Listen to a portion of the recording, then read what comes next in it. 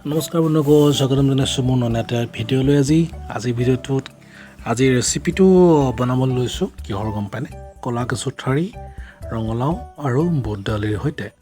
প্ৰথমতে আমি কেৰাহীখন গৰম কৰি তাত ধুনীয়াকৈ তেলটো গৰম কৰি তাত পিঁয়াজ আৰু নহৰু দিব লাগিব আৰু সেইখিনি ভালকৈ অকণমান ব্ৰাউন কালাৰ হোৱালৈকে ভাজিব লাগিব। আৰু বৰ্তমান ভাজি আছোঁ। তাত পাৰিলে 1 চামুচমান সৰু বগা যিটো সৰিয়হটো দিব পাৰি। সৰিয়হ 1 চামুচ দিয়া হৈছে, মই 1 চামুচেই দিছোঁ। ক'লা সৰিয়হও দিব পাৰে, এইটো অপশ্যনেল হয়। ধুনীয়াকৈ লৰাই পিঁয়াজখিনি ব্ৰাউন কালাৰ হোৱালৈকে বা যিখিনি নহৰুখিনি ব্ৰাউন কালাৰ হোৱাৰ পাছত তাত আমি কুটি থোৱা ৰঙালাও আৰু ঠাৰি কচুখিনি বাকি দিলোঁ।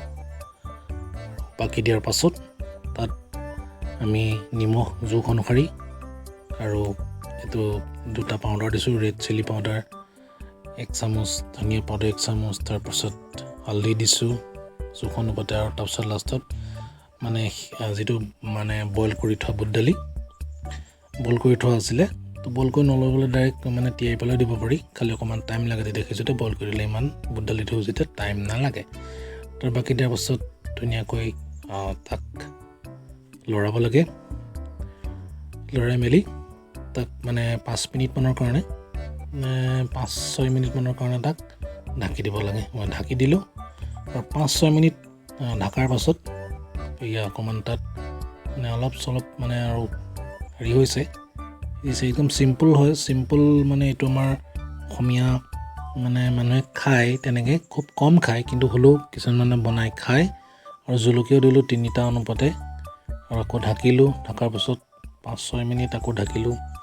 তাৰপাছত চাওকচোন ধুনীয়াকৈ ৰেডি হৈ গ'ল। কিমান ধুনীয়া লাগিছে খাই। আপোনালোকে টেষ্ট কৰি চাবচোন কেনেকুৱা লাগিলে। এনেকুৱা ধৰণৰ নতুন ৰেচিপি পাই থাকিব মোৰ ভিডিঅ'টো।